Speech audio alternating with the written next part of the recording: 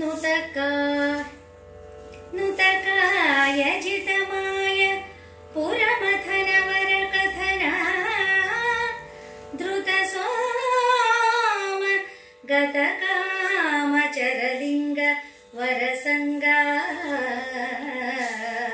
ಶ್ರುತಿ ದೂರಮತಿ ಸಾರ ಗಿರಿಜೇಶ ಸ್ಮರನಾಶ ದುರಿತಹರ ಕರುಣಾಕರ ಪ್ರತಿರಹಿತ ನುತಿ ವಿಹಿತ ಶರಣ ಜಯ ಭರಣ ಜಯ ವಿತತ ಗಣ ಚತುರ ಗುಣ ಸುರರಾಜ ವರ ತೇಜ ಸಿದ್ಧಿಗಳ ನಿಯತಿ ಬಳನೆ ಶರಣಾಗೋ ಗುರುಮೂರ್ತಿ ಪುರಿ ಪುಲಿಕರ ಪುರಾಧೀಶ್ವರ.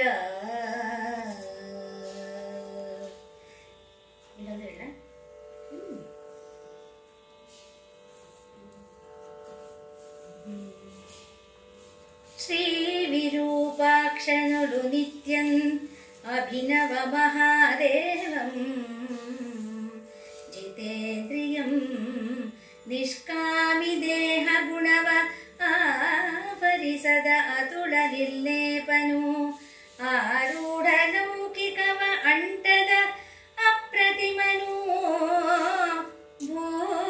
ಭೂವಂದಿತಂ ನಿತ್ಯ ತೃಪ್ತಂ ಸಮಸ್ತ ಮುಖ ಜೀವಾನುಕಂಪಿಯಂದೆನಿಸಿ ರಾಜಿಪ ಸುಕೃತ ಭಾವಿ ಹಂಪೆಯ ಶಂಕರ ಪ್ರಭು ಮದೀಯ ಮತಿಗೀಗೆ ಪ್ರಸನ್ನತೆಯನು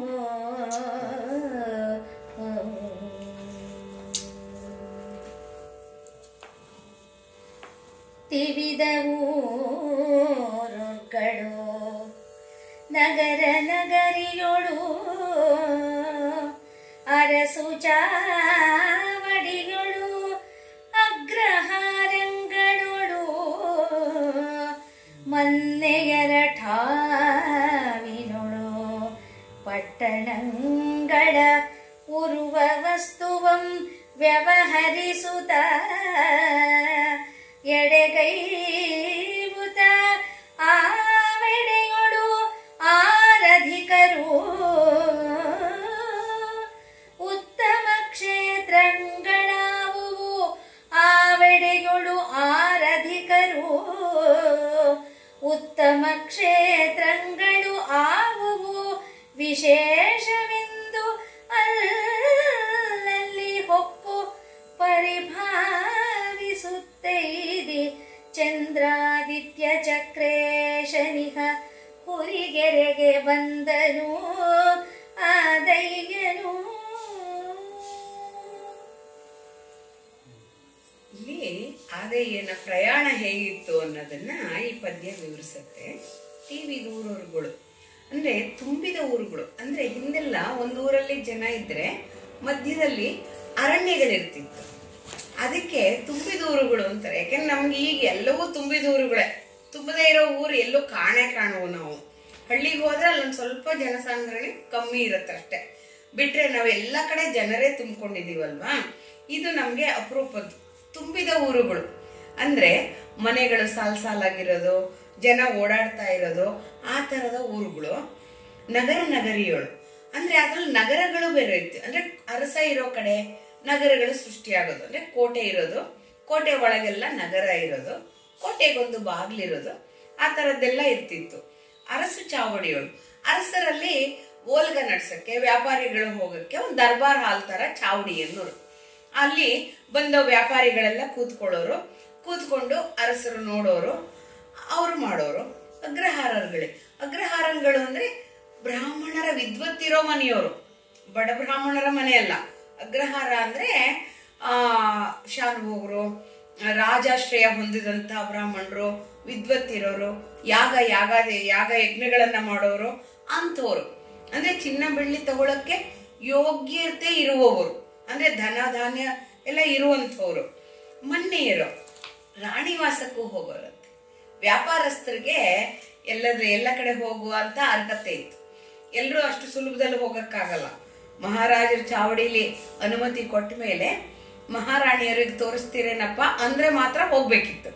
ಅಂತ ಅಲ್ಲೂ ಇಲ್ಲ, ಆ ಠಾವಿನೊಳಗೆ ಹೋಗೋರು ಅಂದ್ರೆ ಅಂತಃಪುರದ ವಾಸ. ಹೆಣ್ಮಕ್ಳು ಇರೋಂಥ ಕಡೆಯಲ್ಲಿ ಬಹಳ ಸುಲಭವಾಗಿ ಯಾರು ಹೋಗಕ್ಕಾಗ್ತಿರ್ಲಿಲ್ಲ. ಅಂತ ಕಡೆ ರತ್ನಾಭರಣದ ಆಸೆ ಇರುತ್ತಲ್ಲ, ರತ್ನಾಭರಣಗಳು, ಈ ರೇಷ್ಮೆ ವಸ್ತ್ರಗಳು, ಇಂಥದೆಲ್ಲ. ಈಗಲೂ ಗುಜರಾತಿಂದ ನಮ್ಗೆ ವಸ್ತ್ರ ಎಲ್ಲ ಬರುತ್ತಲ್ಲ, ಸೀರೆಗಳೆಲ್ಲ ಬರುತ್ತೆ, ಜಾರ್ಜೆಟ್ ಸೀರೆ, ಅದೆಂಥದ್ದೋ ಸೀರೆಗಳೆಲ್ಲ ಬರುತ್ತೆ. ಪಟ್ಟಣಗಳು ಇದರಲ್ಲಿ ಇನ್ನೂ ಸ್ವಲ್ಪ ದೊಡ್ಡದಾಗಿರೋ ಪಟ್ಟಣಗಳು. ಈ ಪಟ್ಟಣಗಳ ವೈಶಿಷ್ಟ್ಯ ಏನಪ್ಪಾ ಅಂದ್ರೆ, ಸಮುದಾಯ ಭವನಗಳಿರೋವು, ಅಲ್ಲೆಲ್ಲ ಸಾಂಸ್ಕೃತಿಕ ಕಾರ್ಯಕ್ರಮಗಳು ನಡೆಯೋದು. ಹಾಗೆ ಅಲ್ಲಿ ವಸ್ತುವನ್ನು ವ್ಯವಹರಿಸುತ್ತಾ ಕೊಡುವ ಕೊಳ್ಳುವ ಎಲ್ಲ ವ್ಯವಹಾರ, ಎಲ್ಲಿ ಚೀಪಾಗಿ ಸಿಗತ್ತೆ, ಎಲ್ಲಿ ಇವ್ರಿಗೆ ಬೇಕಾದ್ದನ್ನ ಕೊಂಡ್ಕೋಬೇಕಲ್ಲ. ಅನ್ನ ಆಹಾರ ವಸ್ತುಗಳು ಸ್ವಲ್ಪ ದಿನಕ್ಕಾಗತ್ತೆ, ಸ್ವಲ್ಪ ಅಲ್ಲಲ್ಲೇ ಕೊಂಡ್ಕೋಬೇಕಾಗತ್ತೆ. ನಾವು ಟೂರ್ ಹೋಗ್ಬೇಕಾದ್ರೆ ಇದೆಲ್ಲ ನೋಡ್ತೀವಿ. ಅಡಿಗೆಯವ್ರು ಏನ್ ಮಾಡ್ತಾರೆ, ಅಲ್ಲಲ್ಲೇ ಊರಲ್ಲಿ ಹಿಡಿದು ಏನಿರುತ್ತೆ ಸಿಗೋದು ತಗೊಂಡು ತುಂಬಿಸ್ಕೊತಾರೆ ಮುಂದಿನ ಊರಲ್ಲಿ ಅಡಿಗೆ ಮಾಡಕ್ಕೆ. ಹಾಗೆಲ್ಲ ಮಾಡ್ಕೊಂಡು ಎಲ್ಲೆಲ್ಲಿ ಬೇಕೋ ಅಲ್ಲಲ್ಲಿ ಡೇರೆಗಳನ್ನ ಹಾಕೊಂಡಿವ್ರು, ಅಂದ್ರೆ ವಾಸ ಮಾಡಕ್ಕೆ ಚಾವಡಿಗಳಿರ್ತಿತ್ತು. ಕುದುರೆಗಳಿಗೆ ಬೇಕಾದಂತ ನೀರು, ಉಣಿಸುಗಳು, ಅದಕ್ಕೆ ಹುಲ್ಲು ಹುರುಳಿ ಮೇಯಿಸ್ಕೊಂಡು ಅವಕ್ಕೆ ರೆಸ್ಟ್ ಕೊಟ್ಕೊಂಡು ತಾವು ರೆಸ್ಟ್ ಕೊಟ್ಕೊಂಡು, ಯಾರು ಅಧಿಕರು, ನಾವು ಹೋದ ಕಡೆ ಯಾರು ಅಧಿಕರು ಅಂದ್ರೆ ಗುಣದಲ್ಲಿ ಶ್ರೀಮಂತಿಕೆಯಲ್ಲಿ ಅಧಿಕರು ಯಾರು, ಹೆಚ್ಚಿನವರು ಯಾರು ಅಂತ ಎಲ್ಲ ನೋಡ್ಕೊಳ್ತಾ, ಅಂದ್ರೆ ಅದನ್ನ ತೂಕ ಹಾಕ್ತಾ. ವ್ಯಾಪಾರಿಗಳಿಗೆ ಗ್ರಾಹಕರ ಮನೋಧರ್ಮ, ಮನುಷ್ಯರನ್ನ ಬೇಗ ಅರ್ಥ ಮಾಡ್ಕೋತಾರಂತೆ. ಯಾಕೆಂದ್ರೆ ಅವ್ರು ಇರೋದೇ ಜನರ ಮನಸ್ಸನ್ನ ಅಳಿಯಕ್ಕೆ. ಅಡ್ವರ್ಟೈಸ್ಮೆಂಟ್ಗಳು ನೋಡಿಲ್ವಾ ನಾವು? ಹಾಗೆ ಜನರ ಮನಸ್ಸನ್ನ ಎಳೆ ಹಿಡ್ಕೊಳ್ತಾರೆ ಅವರು. ಕ್ಷೇತ್ರದಲ್ಲಿ ಆ ಊರಲ್ಲಿರುವಂತ ಕ್ಷೇತ್ರ ಯಾವುದು, ಭಗವಂತ ಯಾವುದು, ಅಧಿಷ್ಠಾನ ದೇವರು ಯಾರು, ಅಲ್ಲಿ ಹೇಗ್ ಪೂಜೆ ನಡೆಯುತ್ತೆ, ಏನ್ ವಿಶೇಷ ಅಂದ್ರೆ ಪೂಜೆಗಳೇನ್ ನಡೆಯುತ್ತೆ ಅಲ್ಲಿ, ಒಂದೊಂದು ರೀತಿಯ ಪೂಜೆಗಳು ಒಂದೊಂದು ಕಡೆ ಆಗತ್ತೆ. ವಿಶೇಷವಾಗಿ ಕನ್ಯಾಕುಮಾರಿಯಲ್ಲಿ ಗಂಧಲೇಪನ ಸೇವೆ ಅಂತ ವಿಶೇಷವಾದ ಸೇವೆ ಇದೆ. ತಾಯಿಗೆ ಗಂಧವನ್ನ ಲೇಪಿಸ್ತಾರೆ.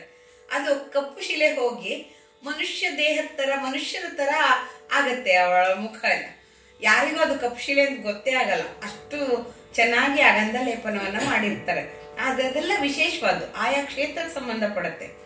ಹೊಕ್ಕು ಅದನ್ನೆಲ್ಲ ನೋಡ್ಕೊಂಡು ಪರಿಭಾವಿಸುತ್ತಾ, ಆಹಾ ಇದೆಲ್ಲ ಎಷ್ಟು ಚೆನ್ನಾಗಿದೆ ಅನ್ಕೊಂಡು, ಕೆಲವು ಅಯ್ಯೋ ಇದೇನೋ ಗೊತ್ತಾಗ್ಲಿಲ್ಲಪ್ಪ ಅನ್ಕೊಂಡು ಅವರವರ ಮನೋಭಾವವನ್ನ ಮಾತಾಡ್ಕೊಂಡು, ಅವನ ಜೊತೆ ಇದ್ರಲ್ಲ ಸೆಟ್ರು, ಸ್ವಲ್ಪ ಎಲ್ಡರ್ಲಿ ಪೀಪಲ್, ಹಿರಿಯರು, ತಂದೆ ಕಳಿಸಿರ್ತಾರಲ್ಲ ಅವರು ಎಲ್ಲರ ಹತ್ರ ಮಾತಾಡ್ಕೊಂಡು ಕಡೆಗೆ ಚಂದ್ರಾದಿತ್ಯ ಚಕ್ರೇಶ ಇರೋರು, ಅಂದ್ರೆ ಸಣ್ಣ ಊರಿನಲ್ಲೂ ರಾಜರಿಗೆ ಚಕ್ರವರ್ತಿ ಅಂತ ಅನ್ನೋರು ಹಿಂದಿನ ಕಾಲದಲ್ಲಿ. ಈ ಕಾಲದಂಗೆ ದೊಡ್ಡವ್ರು ಮಾತ್ರ ಚಕ್ರವರ್ತಿ ಅನ್ನೋ ತರ ಆ ತರ ಇರ್ಲಿಲ್ಲ.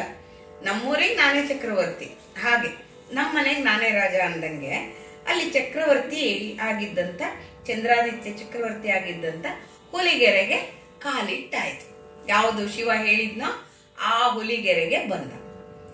ತೆಂಕನಾಡೊಳಗೆ ಅಧಿಕ ಪಟ್ಟಣಗಳ ಹಲವನಾಂ ಕಂಡೆನು, ಇಲ್ಲಿದು ಧರಾಗನೆಯ ಮುಖ ಪಂಕೇಜದಂತೆ ಅತಿ ಮನೋಹರಾಕಾರವು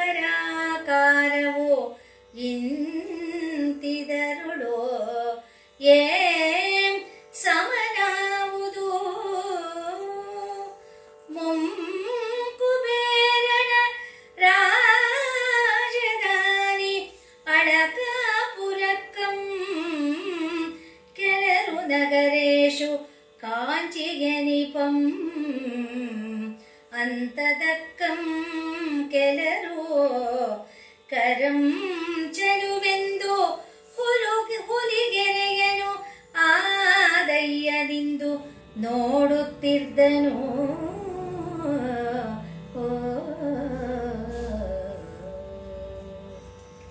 ಜನ್ಮಾಂತರದ ಗಂಧಗಾಳಿ ಅಂದ್ರೆ ಇದೆ.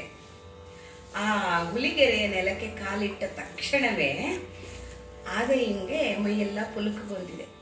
ಯಾಕೆಂದ್ರೆ ಅವನ ಜನ್ಮ ಕಾರಣವಾಗಿದ್ದೇ ಆ ಹುಲಿಗೆರೆಯ ಸೋಮನಾಥನ್ ಇನ್ನೂ ನೋಡಿಲ್ಲ, ಆದ್ರೆ ಆ ನೆಲದ ವಾಸನೆಗೆ ಜನ್ಮಾಂತರದ ಗಂಧಗಾಳಿ ಬೀಸಿದೆ ಅವನಿಗೆ. ತೆಂಕನಾಡಲ್ಲಿ ಅಧಿಕ ರೀತಿಯಿಂದಿದೆಯಂತೆ, ಹೆಚ್ಚಾಗಿದೆಯಂತೆ ಆ ಪಟ್ಟಣ. ಎಲ್ಲೂ ಇಲ್ಲ ಆ ತರದ್ದು. ಕಂಡನೆಲ್ಲಿಯ ಇಲ್ಲಿಯದು, ಈ ತರ ಇರೋಂಥ ಪ್ರದೇಶವನ್ನೇ ನಾನು ನೋಡಿಲ್ವಲ್ಲ. ಇದು ಹೇಗಿದೆ ಅಂದ್ರೆ ಭೂದೇವಿಯ ಮುಖಕಮಲದಂತಿದೆ. ಭೂದೇವಿಯ ಮುಖಕಮಲದಂತೆ ಮನೋಹರಾಕಾರವಾಗಿದೆಯಲ್ಲ. ಇದಕ್ಕೆ ಸಮನಾಗಿರೋದು ಯಾವುದು? ಕುಬೇರನ ಅಲಕಾಪುರ ಇರ್ಬೋದ? ಕುಬೇರನ ರಾಜಧಾನಿ ಎಷ್ಟು ಸೊಗಸಾಗಿದೆಯಲ್ಲ ಇದು. ಆ ನೆಲದ ಗಂಧಗಾಳಿಯೇ ಏನು ಪೂರ್ತಿ ಊರನ್ನ ನೋಡದೇನೆ ನೆಲಕ್ಕೆ ಕಾಲಿಟ್ಟ ತಕ್ಷಣ ಈಗ ಅನ್ಸ್ತಾ ಇದೆ. ಜೊತೆಲಿರೋರು ಕೆಲವರು ಏನಂದ್ರು, ನಗರದಲ್ಲಿ ಕಾಂಚಿ ಏನಿಪ್ಪಂತೆ, ಕಾಂಚಿನೇ ನಗರ ಅನ್ನೋ ಹಾಗೆ ಇದು ಕಾಂಚೀಪುರಕ್ಕೆ ಸರಿಸಮಾನವಾಗಿದೆ ಅಂತ ಕೆಲವರು ಹೇಳಿದ್ರು. ಇನ್ ಕೆಲವರು ತುಂಬಾ ಚೆಲುವಾಗಿದೆ ಅಂತ ಹೇಳಿದ್ರು. ಹುಲಿಕೆರೆ ಆದಯ್ಯ ಮಾತ್ರ ಮನದಲ್ಲೇ ಅನ್ಕೋತಾ ಇದ್ದಾನೆ, ಹಾ ನನ್ನ ಕಾರ್ಯಕ್ಷೇತ್ರದ ಭೂಮಿ ಬಂತು. ನಾನು ಏನಕ್ಕೆ ಹುಟ್ಟಿದ್ನೋ, ಕಾರ್ಯಕಾರಣಕ್ಕೆ ಹುಟ್ಟಿದ್ನೋ ಆ ಭೂಮಿ ಮೇಲೆ ನಿಂತಿದ್ದೀನಿ ಅನ್ನೋ ಪುಳಕ. ಆದಯ್ಯ ನಿಂತು ನೋಡ್ತಾ ಇದ್ದಾನೆ. ಯಾರೇನಾರು ಮಾತಾಡ್ಲಿ ಅದ್ರ ಮೇಲೆ ಗಮನ ಇಲ್ಲ, ಅವನು ಮಾತ್ರ ನಿಂತು ನೋಡ್ತಾ ಇದ್ದಾನೆ. ನೆಗಳು ನೆಲೆಗಂಡರಿಯವೆನಿಪ ಅಗಳುಗಳು ಮುಂದೆ ಗಗನಮಂ ಮುಟ್ಟಿದ್ದ ಕೋಂಟೆಯ ಮೇಲೆ ಹಗೆಗೆಡೆಯ ಸೀಳ್ವ ಕರಗಸದಂತೆ ಮೆರೆವ ತೆನೆಯಡೆಗಳು ಉದ್ಯಧ್ವಜ ಅಗಣಿತ ಧ್ವಜದೊಳು ಒಲೆವ ಪತಾಕೆಯ ಆ ಪತಾಕೆಗಳ ತಣ್ಣೆಳಲೊಡು ಅಧ್ವಶ್ರಮಂ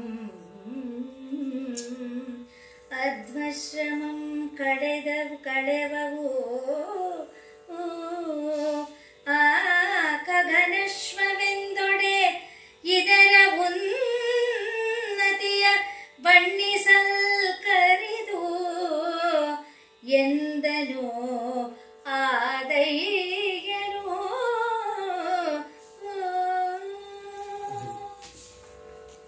ನೆಗಳು ನೆಲೆಗಂಡ ಅಂದ್ರೆ ಪ್ರಸಿದ್ಧಿ ಹೊಂದ್ಕೊಂಡಿದ್ದಾವಂತೆ.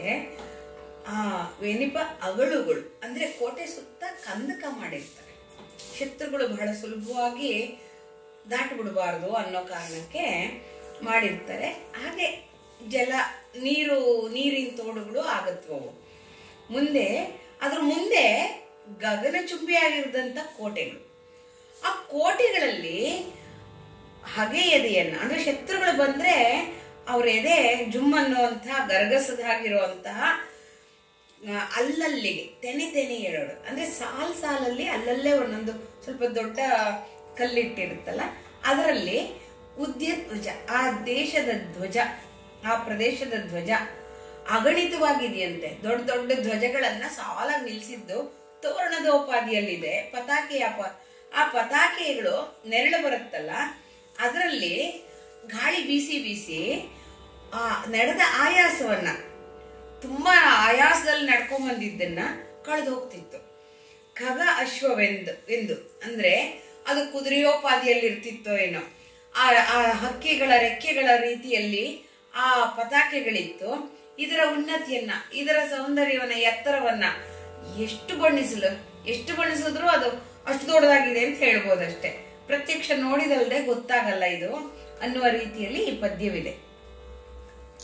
ಆ ಪುರಕ್ಕೆ ಅಧಿಕ ಚಂದ್ರಾದಿತ್ಯನೆಂದೆಂಬ ಭೂಪಾಲಕಂ ಹರಿಶ್ಚಂದ್ರ ನಳ ಪುರು ಕುತ್ಸನ್ ಆ ಪುರೂರವ ಸಗರ ಕಾತವೀರ್ಯರನು ಒಂದು ಮಾಡಿದಂದೊಳು ಸತ್ಯ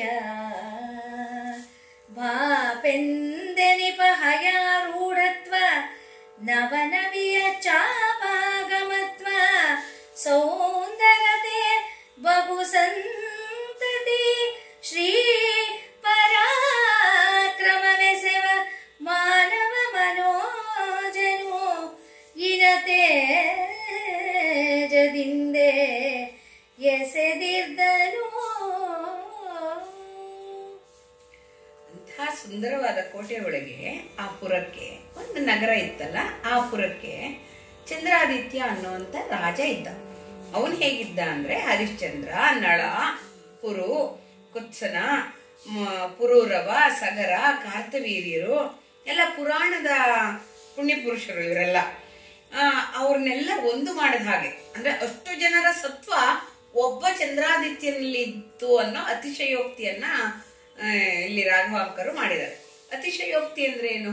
4 ಜನ ಸೇರಿಸಿ ಒಬ್ಬನಾಗ್ತಾನೆ ಅನ್ನೋದು ಅತಿಶಯೋಕ್ತಿ. ಅಂದ್ರೆ ಇರೋದನ್ನ ಎಕ್ಸಾಜರೇಟ್ ಮಾಡೋದು, ಉತ್ಸುಕ ಮಾಡೋದು. ಹಾಗೆ ಮಾಡುವಾಗ ಅವನು ಹೇಗಿದ್ದ ಅಂದ್ರೆ ಸತ್ಯದೋಳು ಭಾಪೆಂದೆನಪ, ಅಂದ್ರೆ ಸತ್ಯದೋಳು ಭಾಪು ಭಾಪು, ಆಹಾ ಇಂಥ ಸತ್ಯವಂತರಿನ್ ಯಾರು ಇಲ್ಲ ಅನ್ನೋ ಅಂತ ಭೇಷ್ ಅನ್ನುವಂತ ಸತ್ಯವಿತ್ತು ಅವನ ಹತ್ರ. ಹಯಾರೂಢತ್ವ ಅಂದ್ರೆ ಕುದುರೆ ಸವಾರಿಲಿ ಅದ್ವಿತೀಯನಾಗಿದ್ದ, ಅವನನ್ನು ಸೋಲ್ಸೋರು ಯಾರು ಇರ್ಲಿಲ್ಲ. ನವನವಿಯ ಚಾಪಾಗಮತ್ವ, ಬಿಲ್ಗಾರ ಆಗಿದ್ದ ಅವನು. ಚಾಪ ಅಂದ್ರೆ ಬಿಲ್ಲು, ಬಿಲ್ಲು ಅವನು ಹೊಡೆದ್ರೆ ಅದಕ್ಕೆ ಸರಿ ಎಣೆ ಇಲ್ಲ, ಗುರಿಯತ್ತ ಸಾಕ್ತಿತ್ತು. ಸೌಂದರ್ಯತೆ, ಅತ್ಯಂತ ಸುಂದರನಾಗಿದ್ದ ಆ ರಾಜ. ಬಹು ಸಂತತಿ, ಅನೇಕ ಮಕ್ಕಳಿದ್ರು. ಹಿಂದೆಲ್ಲ ರಾಜರಿಗೆ ಸಂತತಿ ಬಹು ಕಡಿಮೆ ಇರ್ತಿತ್ತು, ಅದರಲ್ಲಿ ಇವನು ಅಪರೂಪ, ಬಹು ಸಂತತಿಯನ್ನ ಹೊಂದಿಕೊಂಡಿದ್ದ. ಶ್ರೀ ಪರಾಕ್ರಮ ಅಂದ್ರೆ ಸಂಪತ್ತು ಕೂಡ ಅವನ ಪರಾಕ್ರಮದಷ್ಟೇ ಹೆಚ್ಚಾಗಿತ್ತು. ಮನುಷ್ಯ ರೂಪದ ಮನ್ಮಥನಾಗಿ ಸೂರ್ಯ ತೇಜಸ್ಸಿಂದ ಬೆಳಗ್ತಾ ಇದ್ದ ಆ ರಾಜ. ಅಂದ್ರೆ ಪ್ರಜೆಗಳ ಮನಸ್ಸಿನಲ್ಲಿ ಅವನ ವ್ಯಕ್ತಿತ್ವ ಹೀಗೆ ಅಚ್ಚೊತ್ತಿತ್ತು. ಅಂದ್ರೆ ಇಷ್ಟು ನಮ್ಮ ರಾಜನ ಸಮಾನ ಯಾರು ಇಲ್ಲ, ನಮ್ಮ ರಾಜ ಎಲ್ಲ ಸೇರಿ ಅಡಿಗೆನೂ ಮಾಡ್ತಿದ್ನೇನೋ, ಅದಕ್ಕೆ ನಳ ಮಹಾರಾಜ ಅಂತಾರೆ. ಅಂದ್ರೆ ಪುರೂರವಂತರ ಸೌಂದರ್ಯವನ್ನು ವರ್ಣಿಸೋದ್ರಲ್ಲಿ, ನರ್ತಕಿಯರನ್ನ ಕಲಾ ಪ್ರೌಢಿಯನ್ನ ಗುರುಸೋದ್ರಲ್ಲಿ, ಇದೆಲ್ಲ ಅವರವರ ವೈಶಿಷ್ಟ್ಯವನ್ನ ಹೊಂದ್ಕೊಂಡಿದ್ದ ಅಂತ ಅನ್ಸುತ್ತೆ. ಬಾಣ ಬಿಡೋದ್ರಲ್ಲಿ ಕಾರ್ತವೀರ್ಯ, 1000 ಕೈ ಇತ್ತಂತೆ ಕಾರ್ತವೀರ್ಯ ಅರ್ಜುನನ್ಗೆ. ಅಂಥ 1000 ಕೈ ಇರೋ ಅಂತವನು 2 ಕೈನೋ ಅವನಿಗೆ ಸರಿ ಸಮಾನವಾಗಿ 1000 ಕೈನೋ ಒಂಥರ ಬಾಣ ಹೊಡಿತಿದ್ದ. ಸಗರ, ಯಜ್ಞ ಯಾಗಾದಿಗಳನ್ನ ಮಾಡುತ್ತಿದ್ನಲ್ಲ ಸಗರ ಚಕ್ರವರ್ತಿ, ರಾಮದೇವ್ರ ವಂಶಸ್ಥ, ಅವನ ತರ ಯಜ್ಞ ಯಾಗಾದಿಗಳನ್ನು ಮಾಡೋನು. ಇದೆಲ್ಲ ಸೇರಿ ಒಬ್ಬೊಬ್ರು ಅವ್ರವ್ರಿಗೆ ಇಷ್ಟ ಇದ್ದದ ವ್ಯಕ್ತಿತ್ವವನ್ನ ನನಗೆ ಆರೋಪಿಸ್ತಿದ್ರು. ಹಾಗಿದ್ನಂತೆ ಆ ಚಂದ್ರಾದಿತ್ಯ. ಚತುರಂಗ ಬಲದ ಸಪ್ತಾಂಗ ರಾಜ್ಯದ ವೈರಿಜಿತ ಭುಜ ಬಲದ ದಶ ದಿಶಾಂತ ಕೀರ್ತಿಯ ಸಮಗ್ರತೆಯೊಳು ಆರುಂ ತನಗೆ ಸಮವಿಲ್ಲ ಎನಿಪ್ಪ ವಿಕ್ರಮ ಗುಣವಾಸನಾಗಿ ಕ್ಷಿತಿಯ ಪಾಲಿಸುತ್ತ ಹುದಿಗೆರೆಯ ಚಾವಡಿಯನು ಆಯತ ಮಾಡಿ ಹರುಷದಿಂದಿರುತ್ತಿಪ್ಪನು. ಕ್ಷಿತಿಯ ಪಾಲಿಸುತ್ತ ತನಗೆ ಸಮವಿಲ್ಲೆನಿಪ್ಪ ವಿಕ್ರಮ ಗುಣವಾಸನಾಗಿ ಹುಲಿಗೆರೆಯ ಚಾವಡಿಯನು ಆಯತ ಮಾಡಿ ಹರುಷದಿಂದಿರುತ್ತಿಪ್ಪನು. ಅಲ್ಲಿ ಸಂತತ ಚಾರುಮೂರ್ತಿ ಚಂದ್ರಾದಿತ್ಯ ನೃಪನು ಹರುಷದಿಂದಿರುತ್ತಿಪ್ಪನು. ಆರುಹತ ಸಮುದ್ಧರಣನಾಗಿ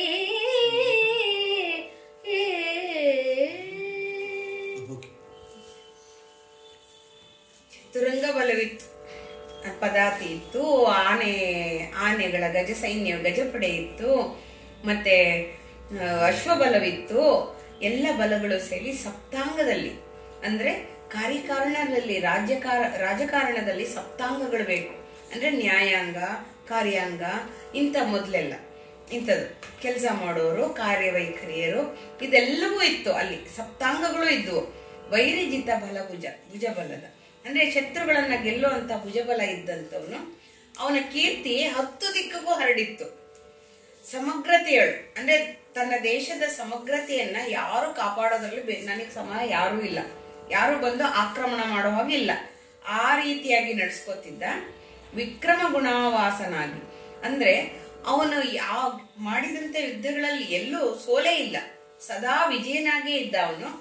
ಆ ಭೂಮಿಯನ್ನ ಪಾಲಿಸುತ್ತಾ ಹುಲಿಗೆರೆಯನ್ನ ತನ್ನ ಚಾವಡಿಯಲ್ಲಿ ಆಯತಾಕಾರವಾಗಿತ್ತು.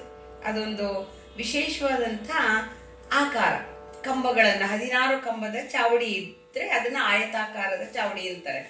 ಹರ್ಷದಿಂದಿರ್ಪನಲ್ಲಿ ಅಲ್ಲಿ ತುಂಬಾ ಹರ್ಷವಾಗಿ ತಾನು, ತನ್ನ ಮಕ್ಕಳು, ತನ್ನ ಜನ, ತನ್ನವ್ರನ್ನೆಲ್ಲ ಸೇರಿಸ್ಕೊಂಡು ಎಲ್ರಿಗೂ ಸಮಾಧಾನಕಾರಕನಾಗಿ ನಗುಮುಖದಲ್ಲಿ ಚಾರುಮೂರ್ತಿಯಾಗಿದ್ದ, ಸಮಾಧಾನವಾಗಿದ್ದ, ಶೂರನಾಗಿದ್ರು ಅತ್ಯಂತ ಪ್ರಭಾವಿತ ವ್ಯಕ್ತಿತ್ವನಾಗಿ ಈ ಚಂದ್ರಾದಿತ್ಯನ್ಗೆ ಸಮನಾದ ಯಾವ ರಾಜರಿದ್ದಾರೆ? ಆರುಹತ ಸಮುದ್ಧರಣನಾಗಿ, ಅಂದ್ರೆ ಯಾರನ್ನೋ ಸುಮ್ನೆ ಕೊಲ್ಲಲ್ಲ, ಸುಮ್ನೆ ಕೊಲ್ಲಿಸಲ್ಪಡಲ್ಲ. ಆ ತರ ಆರುಹತ ಸಮುದ್ಧರಣನಾಗಿ, ಅಂದ್ರೆ ಅನಾವಶ್ಯಕವಾದ ಹತ್ಯೆಯನ್ನು ಮಾಡದೇ ಇರೋವನು, ಅವ್ರನ್ನೆಲ್ಲ ದಾಟಿಸೋನು ಅಂಥ ರಾಜನಾಗಿ ಚಂದ್ರಾದಿತ್ಯ ಬೆಳಗ್ತಾ ಇದ್ದ. ಹಲವು ದೇಶಗಳ ಔದಾರ್ಯವಂ ಶೌರ್ಯಮಂ ಚೆಲುವಂ ಪರಾಕ್ರಮ ಖ್ಯಾತಿಯಂ ನೀತಿಯಂ ಸುಲಲಿತಾಚಾರವಂ ವೀರವಂ ತಂದೊಂದು ಮಾಡಿದಂದರಿ ರಂಜಿಪ ಹುಲಿಗೆರೆಯ ಜನತಿಂಥಿಣಿಯ ನೋಳ್ಬೆನು ಅನ್ನವರ ಬಳಲಿಗೆಯ ಪರಿಹರಿಪೆನು ಹುಲಿಗೆರೆಯ ಜನತಿಂಥಿಣಿಯ ನೋಳ್ಬೆನು ಅನ್ನವರ ಬಳಲಿಗೆಯ ಪರಿಹರಿಪೆನು ಮನದಂದು ಶೀತಳ ಜನದ ನೆಳಲ ನುಣ್ಮಳಲ ಸುಖ ಕೆಳಸಿ ಹೊರವಳಲಿಗೈ ತರುತ್ತಿದ್ದರು. ಅಂಥ ಚಂದ್ರಾದಿತ್ಯನ ದೇಶಕ್ಕೆ ಹಲವು ದೇಶಗಳ ಔದಾರ್ಯ, ಅಂದ್ರೆ ಇಲ್ಲಿ ಯಾರು ನೋಡಿದ್ರು ಔದಾರ್ಯವಂತರಾಗಿದ್ರು. ಬನ್ನಿ ಕೂತ್ಕೊಳ್ಳಿ, ಸ್ವಲ್ಪ ನೀರು ಕುಡೀರಿ, ಏನಾರು ಕುಡಿಯಕ್ ಬೇಕಾ, ಔದಾರ್ಯ ಇಂಥ ಔದಾರ್ಯವಿತ್ತು. ಶೌರ್ಯವೂ ಇತ್ತು. ಏನ್ ಹೆದರ್ಕೋಬೇಡಿ, ಇಲ್ಲಿ ಯಾರು ಕಳ್ರಿಲ್ಲ, ಕಳ್ರಿದ್ರೆ ನಾವು ಅವ್ರಿಗೆ ನಾವೇ ಮಾಡ್ಬಿಡ್ತೀವಿ ಗತಿ ಅನ್ನೋಂಥ ಶೌರ್ಯವೂ ಇತ್ತು ಆ ನೆಲದ ಜನರಿಗೆ. ಚೆಲುವರಾಗಿದ್ರು, ಅಂದ್ರೆ ಯಾರು ವಿಕೃತಾಂಗರಿರ್ಲಿಲ್ಲ. ಪರಾಕ್ರಮಕ್ಕೆ ಖ್ಯಾತಿ, ನೀತಿ, ಸುಲಲಿತದ ಆಚಾರ, ಲಲಿತಾಚಾರಮಕ್ಕೆ ಅಂದ್ರೆ ಲಲಿತವಾದ ಆಚಾರ, ಬಂದ ಅತಿಥಿಗಳನ್ನ ಸತ್ಕಾರ ಮಾಡುವಂತ ಆಚಾರ. ವೀರಮಂ ತಂದನ್ನ ಎಲ್ಲ ತಂದು ಒಂದು ಮಾಡಿದ ಹಾಗಿದ್ದಂತ ಆ ಹುಲಿಗೆರೆಗೆ ಜನತಿಂತಿಣಿಯ ಅಂದ್ರೆ ಜನರ ಒಂದು ಗುಂಪು ನೋಡುತ್ತಾ ನಮ್ಮೆಲ್ಲರ ಬಳಲಿಕೆಯನ್ನ ಪರಿಹರಿಸುವ ಮನಸ್ಸಿನಿಂದ ಶೀತಳ ಜಲದ, ಶೀತಳ ತಣ್ಣಗಿರುವಂತ ಆ ದೊಡ್ಡ ಕೆರೆ ಇತ್ತಂತೆ ಅಲ್ಲಿ. ಆ ದೊಡ್ಡ ಕೆರೆಯ ಜಲದಲ್ಲಿ ನೀರನ್ನ ಕುಡ್ಕೊಂಡು ಮಳಲ ಅದ್ರ ಕೆರೆ ದಡದಲ್ಲಿ ಇದೆ ನೈವಾದ ಮರಳಲ್ಲಿ ಮಲ್ಕೊಳ್ಳುವಂತ ಸುಖಕ್ಕೆ ಒಪ್ಕೊಳ್ತಾ ಆಯ್ದುಕೊಳ್ತಾ ಸುಖಕ್ಕೆ ಮನಸ್ಸನ್ನ ಆ ಹೊರವಳಲಿಗೆ ಊರ ಹೊರಗಡೆಗೆ ನಮ್ಮ ಆದಯ್ಯ ಬರ್ತಾ ಇದ್ದಾನೆ. ಗಳಿತ ಶ್ರಮಂ ನಿರ್ಮಲಾಂಗ ಪ್ರತ್ಯಾರೂಢದಳಿತ ಪಿಂಚಾತ ಪತ್ರಂ ಮಣಿಗಣ ಕಲ್ಪಲುಳಿತ ಚಾಮರ ಪರಿಮಿತಾಪ್ತ ಜನತಾವೃತಂ ಸಿತವಸನ ಕಲಿತಹಸ್ತಂ ಲಲಿತಕೇಶಾಕೀರ್ಣಂ ದಿವ್ಯಪ್ರಸೂನ ಮಂಜುಳಮುಖಸ್ಥಿತ ಪುಣ್ಯವಚನ ವಚಲಿತ ಧೈರ್ಯದಳಿತ ತಾಂಬೂಲನ ಜಡಸ್ಥಿತ ಮಂಜುಳಮುಖಸ್ಥಿತ ಪುಣ್ಯವಚನ ವಚಲಿತ ಧೈರ್ಯದಳಿತ ತಾಂಬೂಲನ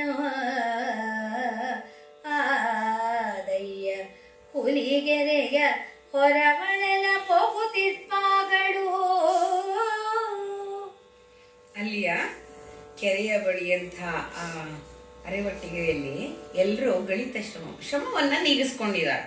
ಇವರೆಲ್ಲ ಪರಿವಾರದವರೆಲ್ಲ ಇವ್ರನ್ನ ಅಡಿಗೆ ಬಿಟ್ಟು ನಿರ್ಮಲಾಂಗ ಅಂದ್ರೆ ಸ್ನಾನಗೀನ ಮಾಡಿಕೊಂಡು ಪ್ರತ್ಯಾರೂಢ ದಳಿತ ಪಿಂಚಾತ ಪತ್ರ ಅಂದ್ರೆ ಅಂದ್ರೆ ಆರೂಢನಿಗೆ ಅಂದ್ರೆ ಭಗವಂತನನ್ನ ನಿಲ್ಲಿಸಿ ಅದಕ್ಕೆ ಒಂಚೂರು ಉಪಚಾರ ಬರವಾದಂತ ಪಿಂಚಾಪತ್ರದಿಂದ ಪೂಜೆ ಮಾಡಿ ಮಣಿಗಣ ಕಲ್ಪಲುಡಿತ ಅಂದ್ರೆ ಮಣಿಗಣಗಳನ್ನ ಹಾಕಿರುವಂತ ಚಾಮರ ಸೇವೆಯನ್ನ ಮಾಡಿ ದೇವರಿಗೆ ಪರಿಮಾಪ್ತ ಸ್ವಲ್ಪ ಜನರನ್ನ ಕರ್ಕೊಂಡು ಉಳಿದವ್ರನ್ನೆಲ್ಲ ಕೆಲಸ ಕಾರ್ಯಕ್ಕೆ ಬಿಟ್ಟುಬಿಟ್ಟು ಸ್ವಲ್ಪ ಜನರನ್ನ ಜೊತೆಲಿ ಕರ್ಕೊಂಡು ಸಿತವಸನ ಅಂದ್ರೆ ಶ್ವೇತವಸನವನ್ನ ಉಟ್ಟುಕೊಂಡು ಹಸ್ತಂ ಲಲಿತ ಕೇಶಾಕನ್ಯಂ ಕೂದಲನ್ನ ತನ್ನ ಆ ಲಲಿತಮಯವಾಗಿದ್ದಂತ ಕೂದಲನ್ನ ಅಂದ್ರೆ ಗುಂಗುರು ಕೂದಲನ್ನ ಕೈಗಳಲ್ಲಿ ಸೌರ್ಕೊಳ್ತಾ ದಿವ್ಯ ಪ್ರಸೂನ ಮಂಜುಳ ಮುಖಸ್ಥಿತ ಅಂದ್ರೆ ದಿವ್ಯ ತೇಜಸ್ಸನ್ನ ಹೊಂದಿರುವಂತ ಆ ಮುಖ ಕಮಲವನ್ನ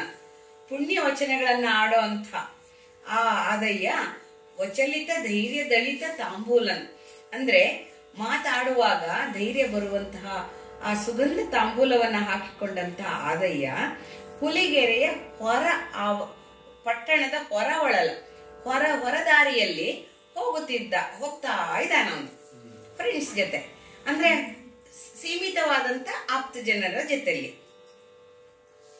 ಇದು ಮಾಗಿಯನು ಹೆತ್ತ ತಾಯಿ ಮನೆಯೋ ಮೇಣಲ್ಲದೆ ಇದು ಶೀತಕರನಾಡಿ ಬೆಳೆಯದ ನಿಳೆಯವೋ ರಾಜಿಪಗಿದು ವಸಂತನ ಘನ ಸುಕೃತ ಶಾಲೆಯೋ ಮಲಯ ಮಂದ ಮಾರುತನ ಮಠವೋ ಇದು ಮದನನ ಅರಳಂಬ ಮಡಲಿರಿದು ಹೊದೆಗೈದ ಸದನವೋ ಇದು ಮದನನ ಅರಳಂಬ ಮಡಲಿರಿದು ಹೊದೆಗೈದ ಸದನವೋ ಚಾರು ಶೈತ್ಯಂಗಳು ಒಗೆದೆಡೆಯೋ ಪೇಳಿದು ಚಿತ್ರವೆಂದೆನಲ್ಕೆ ಎಸೆದುದು ಅರವಟ್ಟಿಗೆ ಪಥಿಕ ಜನಶ್ರಮ ಹರವರಿ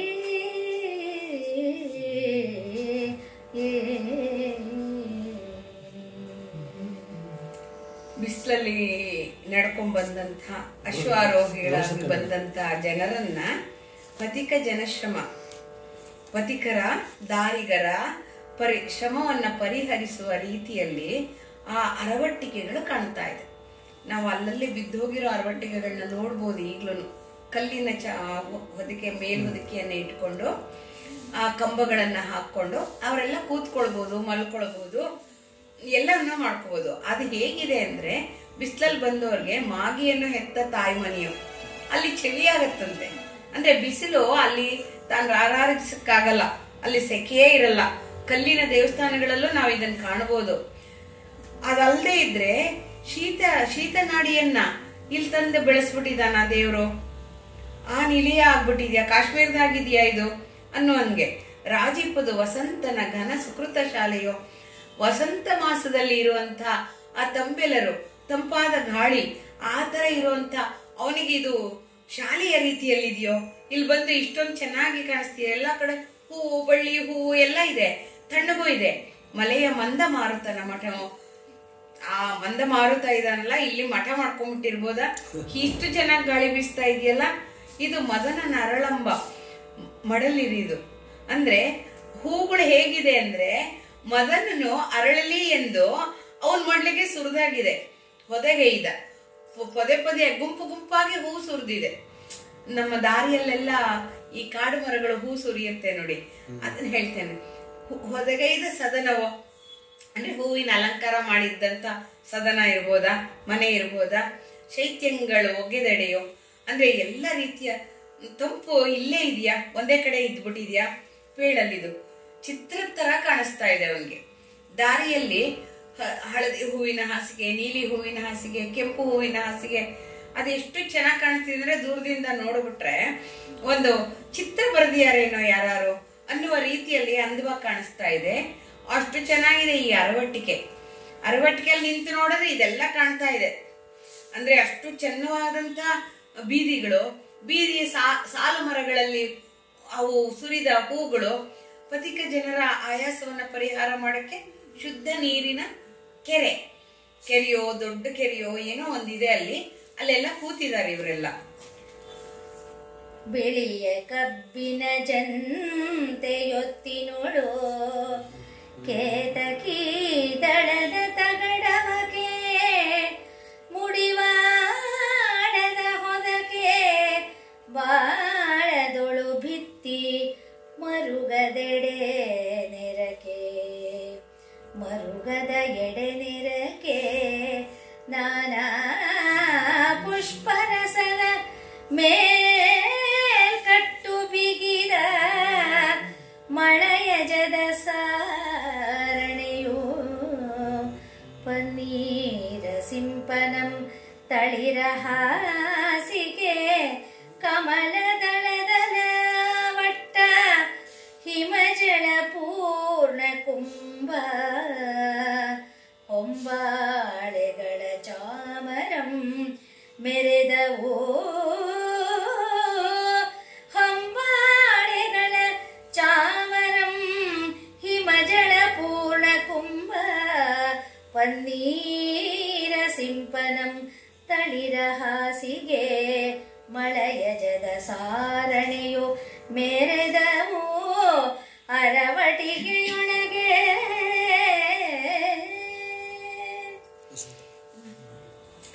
ಕಬ್ಬಿನ ಜಂತಿಯೋಳು ಒತ್ತಿನೋಳು ಕೇತಕಿ ಇದನ್ನೆಲ್ಲ ಅಂದ್ರೆ ತಾಳೆ ಹೂವಿನ ಗಿಡಗಳನ್ನ ದಂಡೆಗೆ ಹಾಕಿದ್ದಾರೆ.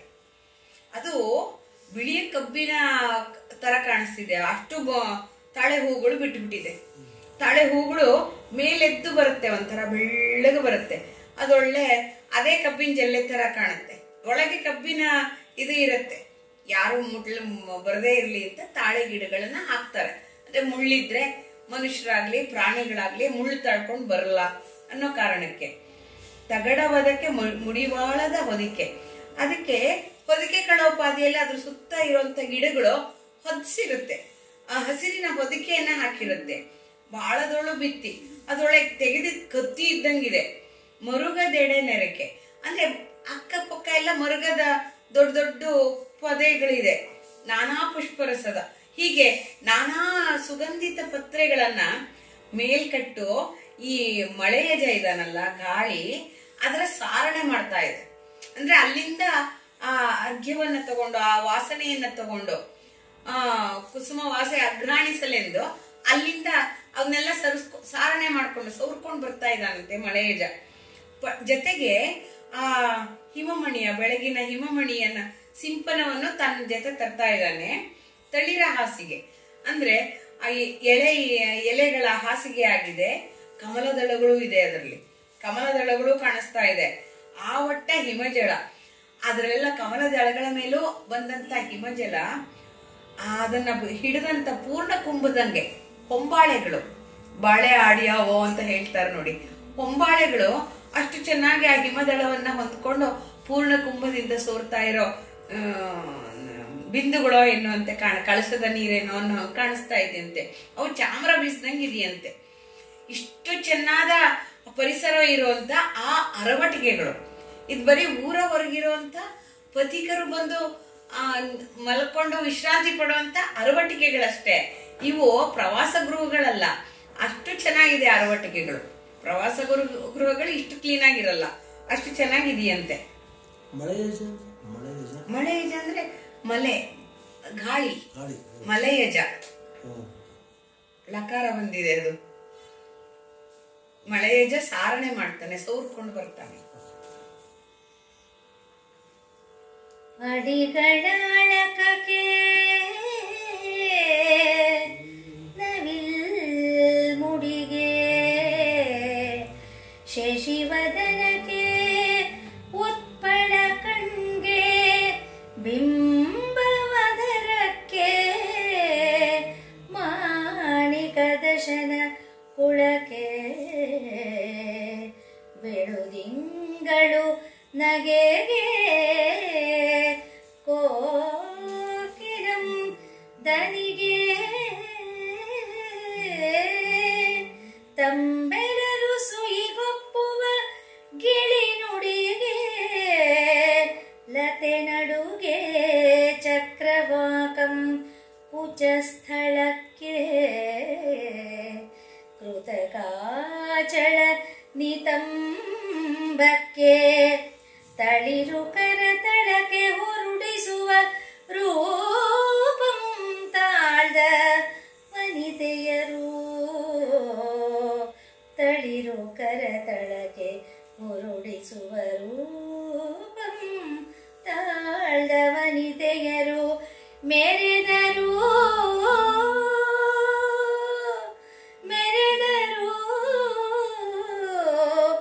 ಅರವಟಿಗೆಯೊಳಗೆ ಮೆರೆದರು. ಹೆಜ್ಜೆಗಳು ಅಳಿನೋಪಾದಿಯಲ್ಲಿ ಚುರುಕಾಗಿರುವಂತ ಹೆಜ್ಜೆಗಳು. ಅವರ ಸಿರಿಮುಡಿ ಹೇಗಿತ್ತಂತೆ, ಆ ಹೆಣ್ಮಕ್ಳಿದ್ರಲ್ಲಿ ಹೆಣ್ಮಕ್ಳು ಮೆರೀತಿದ್ರು ಅರವಟಿಕೆಯಲ್ಲಿ, ಅಂದ್ರೆ ಬಂದವ್ರನ್ನ ಬನ್ನಿ ಕೂತ್ಕೊಳ್ಳಿ ಅನ್ನಕ್ಕೋ ಏನೋ. ನವಿಲ್ ಮುಡಿಗೆ, ಅವರ ಮುಡಿಗಳು ಹೇಗಿತ್ತು ಅಂದ್ರೆ ನವಿಲಿನ ಪಿಂಚದೋಪಾದಿಯಲ್ಲಿ ಅತ್ಯಂತ ಒತ್ತೊತ್ತಾದಂತ ಕೂದಲು. ಅವರ ಮುಖ ಚಂದ್ರನೋಪಾದಿಯಲ್ಲಿ ಇತ್ತು. ವದನ ಕುತ್ಪಳ ಕಣ್ಣಿಗೆ, ಅದು ಕಣ್ಣಿನ ಇದು ಕುಮುದ ಪುಷ್ಪದೋಪಾದಿಯಲ್ಲಿ ಉದ್ದುದ್ದಕ್ಕಿತ್ತು. ಬಿಂಬ ಅಂದ್ರೆ ತೊಂಡೆ ಹಣ್ಣು ತುರಿಕೆ ಇಟ್ಟವರೇನೋ ಅನ್ನುವಂತೆ ಕೆಂಪಾಗಿತ್ತು. ಅವರ ಹಲ್ಲುಗಳು ಮಾಣಿಕ್ಯದವನ್ನ ಜೋಡಿಸಿದಾಗಿತ್ತು. ಅವರು ಕುಲ್ಕಾಡ್ತಿದ್ರೆ, ನಗ್ತಾ ಇದ್ರೆ ಆ ಮಾಣಿಕ್ಯ ಈಚೆ ಬರ್ತಾ ಇದೆಯೇನೋ ಅನ್ನುವಷ್ಟು ಬೆಳ್ಳಗಿನ ದಂತಗಳು, ದಶನಗಳು. ಬೆಳುದಿಂಗಳು ನಗೆಗೆ, ನಗೆ ನೋಡಿದ್ರೆ ಬೆಳದಿಂಗಳೇ ಚೆಲ್ತಿರೋ ಹಾಗಿತ್ತು. ದನಿಗೆ ಕೋಕಿಲಂ, ಅವ್ರ ಧ್ವನಿ ಕೋಕಿಲ ಧ್ವನಿ ಇದ್ದಂಗಿತ್ತು. ತಂಬೆಲರು ಸುಯಿಗುಪ್ಪುವ ಗಿಳಿ ನುಡಿಗೆ, ಅವ್ರ ಆಗಾಗ ಏನು ಎತ್ತ ಅಂತ ಕೇಳಿದಾಗ ತಂಬೆಲರು ಸುಯಿಗುಪ್ಪುವ ಗಿಳಿ ನುಡಿ ಆಡ್ತಾ ಇದ್ರಂತವ್ರು, ಅಂದ್ರೆ ಮೆಲ್ಲಗೆ ಮಾತಾಡೋರಂತೆ. ಅವರ ನಡಿಗೆ ಲತೆಗಳು ಓಲಾಡ್ದಂಗಿರ್ತಿತ್ತು. ಅವರ ವಕ್ಷೋಜಗಳು ಚಕ್ರವಾಕಗಳಾಗಿ ಅತ್ಯಂತ ಮೃದುವಾಗಿದ್ದ ಹಾಗೆ ಇತ್ತಂತೆ. ಕೃತಕಾಚಳ, ಅವರ ಹಿಂಭಾಗ ಕೃತಕವಾದಂತಹ ಬೆಟ್ಟದೋಪಾದಿಯಲ್ಲಿ ಇತ್ತಂತೆ. ಅವರ ಕರತಳಗಳು ಎಳೆ ಚಿಗುರಿನಂತಿತ್ತಂತೆ. ಎಳೆ ಚಿಗುರಿನಂತಹ ಬೆರಳುಗಳು ಅಂತಾರಲ್ಲ ಆ ತರ. ಹುರುಡಿಸುವ ರೂಪ, ಇವೆಲ್ಲ ಸೇರಿ ಹೆಣ್ಣು ರೂಪ ತಾಳಿತ್ತೇನೋ ಅನ್ನುವಂತ ಶೃಂಗಾರ ಭಾವದ ಈ ಪದ್ಯವನ್ನ ಬರೆದಿದ್ದಾರೆ ರಾಘವಾಂಕರು. ಅಲ್ಲಿ ಆ ವನಿತೆಯರು ಬಂದವ್ರನ್ನ, ಅಂದ್ರೆ ತಮ್ಮ ಊರಿಗೆ ಬರುವಂತ ಯಾತ್ರಿಕರನ್ನ ಆದರಿಸಲೋಸ್ಗ ನಿಯಮಿತರಾದವರು. ನಡೆ ನೋಡಿ ನೋಡದಂದದಿ ಮುಗಿವ ಕಡೆಗಣ್ಣು ಮುಡಿಯಿಡುವ ನೆವದಿ ಮೊಲೆಗೆಲನ ತೋರಿಸಿ ಮೇಲುದಿಡುವ ಕೈಗಳು ನಿರಿಯನು ಅಡಿಗಡಿಗೆ ಕಳೆದುಡುವ ನೆವದಿ ಮೆರೆವ ಚದುರು ನುಡಿಸಿದೊಡೆನ ಸುನಗುತೆ ಕೆಳದೆಗೆದ ಮುಖವ ನೀ ಗುಡಿಯಲೆರೆಗುತ್ತೆ ಮೆರೆದ ಹಸಿಗಳೆಯ ತುಟಿಗೆ ಹದಗೊಡುವ ನಾಲಗೆಯ ಸುದತಿಯರು ಒಪ್ಪಿದರು ಪಾರ್ಥ ಜನಕಿಟ್ಟ ಬಲೆಗಳಂತೆ ಹದಗೊಡುವ ನಾಲಿಗೆಯ ಸುದತಿಯರೊಪ್ಪಿದರು ಪಾರ್ಥ ಜನಕಿಟ್ಟ ಬಲೆಗಳಂತೆ. ಈ ಪದ್ಯದಲ್ಲಿ ಆ ವನಿತೆಯರ ಚಾಲನ್ನ ಹೇಳ್ತಾ ಇದ್ದಾರೆ ರಾಘವಾಂಕರು. ಅಂದ್ರೆ ಅವರು ಬಲೆಗಳ ಉಪಾಧಿಯಲ್ಲಿ ಇದ್ರು, ಯಾರು ಬೇಕಾದ್ರೂ ಆ ಬಲೆಯಲ್ಲಿ ಸಿಕ್ಕಾಕೋಬಹುದು. ಆ ರೀತಿಯಲ್ಲಿ ಅವರು ತಮ್ಮ ಅಂದಚಂದವನ್ನ ಪ್ರದರ್ಶನಕ್ಕಿಟ್ಟಂತೆ ಮಾಡ್ತಾ ಇದ್ರು. ನಡೆ ನೋಡಿ ನೋಡದಂದದಿ.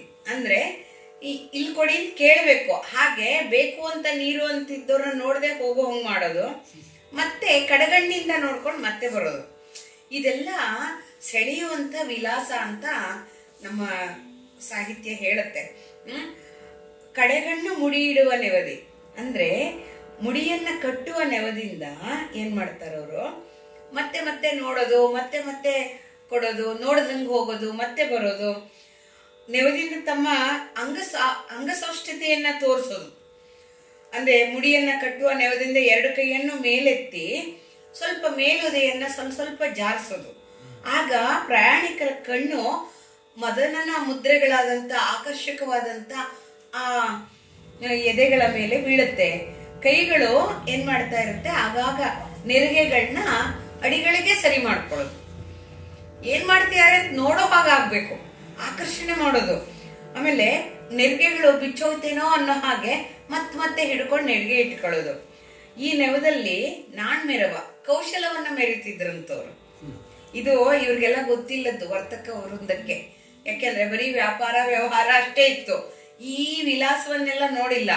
ಎಲ್ರು ಮನೆಯೊಳಗಿನ ಸತಿಯರು, ಎಲ್ರು ಸೆರಗು ಭದ್ರೆ ತೆಗಿಯುವಂತ ಬಾವಿ ಇಲ್ಲದವರು ಅಂತವ್ರು ನೋಡಿದ್ದು. ಚದುರು ನುಡಿಸಿದವ್ರೆ, ಏನಾದ್ರು ಜಾಣ್ಮೆಯಾಗಿ ಮಾತಾಡ್ಸಿದ್ರೆ ಹೆದರ್ಗಿದ್ರು ಕಳಿಸ್ತಿರ್ಲಿಲ್ವಂತ ಹೆಣ್ಮಕ್ಳು. ನಸುನಗುತ್ತ ಅವರು ಉತ್ತರ ಕೊಡೋರು, ಇವ್ರು ಹೇಗ್ ಕೇಳಿದ್ರೆ ಹಾಗೆ ಉತ್ತರ ಕೊಡೋರು. ಕೆಳದೆಗೆದ ಮಖವ ಅಂದ್ರೆ ಕೆಳಗಡೆ ಕೆಲವರು ನೀರ್ ಕುಡಿಯಕ್ಕೆ ಬೊಗಸೆ ಒಟ್ಟೋರಲ್ಲ, ಅದನ್ನ ನೀರ್ ಕುಡಿಯಲು ಎರೆಯುತ್ತೆ ನೀರ್ ಹಾಕ್ತಾ ಇದ್ರಂತೆ. ಕೈ ಬೊಗಸೆ ಹಿಡಿದ್ರೆ ನೀರ್ ಹಾಕ್ತಿದ್ರಂತೆ. ಮರೆದಸಿಗಲೆಂದು ಅಂದ್ರೆ ಒಣಗಿದ್ದ ತುಟಿಗೆ ಹದಗೊಡುವ ನಾಲಿಗೆ ಅಂತೆ. ಅಂದ್ರೆ ನೀರು ಎರಿತಾ ಮಾತಾಡೋರು ವಿಲಾಸವಾಗಿ. ನೀರು ತುಂಬಾ ದೂರದಿಂದ ಬಂದ್ರ ಹೇಗೆ ಅಂತ ಇವ್ರು ನೀರು ಕುಡಿತಾ ಮಾತಾಡೋ ಹಾಗಿಲ್ಲ, ಬರೀ ಅವ್ರು ನೋಡ್ಕೊಂಡು ತಲೆ ಅಲ್ಲಾಡಿಸ್ಬೇಕು. ಈ ರೀತಿಯ ಚತುರರಾಗಿದ್ರು. ಹೇಗಿದ್ರ ಅವರು ಅಂದ್ರೆ ಯಾರು ಬೇಕಾದ್ರೂ ಬಲೆಗೆ ಬೀಳಿಸ್ಕೋಬಹುದವ್ರು. ಆ ರೀತಿ ಬಲೆಗಳಂತೆ ಆ ವನಿತೆಯರು ಯಾತ್ರಿಕರನ್ನ ಅನುನಯಿಸ್ತಾ ಇದ್ರು. ವಿಳಸಿತವೆನಿಪ್ಪ ಹೊರವೊಳಲು ಪಾಂಥಾವಳಿಗೆ ನೆರಳಲು ಜೀವೋನ್ಮುಖದ ತಳಲು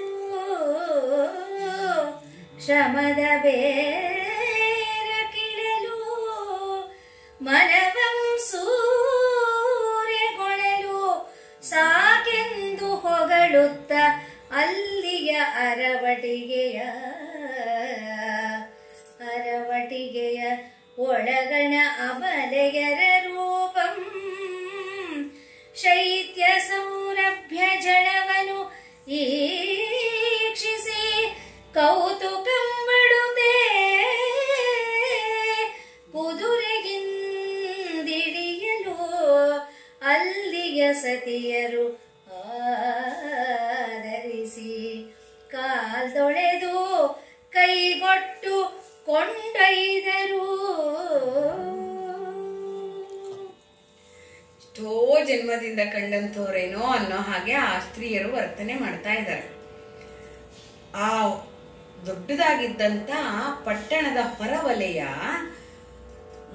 ದಾರಿಗರಿಗೆ ನೆರಳಾಗಿತ್ತು. ಅಲ್ಲಿ ವಿಶ್ರಮಿಸ್ಕೊಂಡ್ಮೇಲೆ ಜೀವೋನ್ಮುಖವಾಗ್ತಿತ್ತು.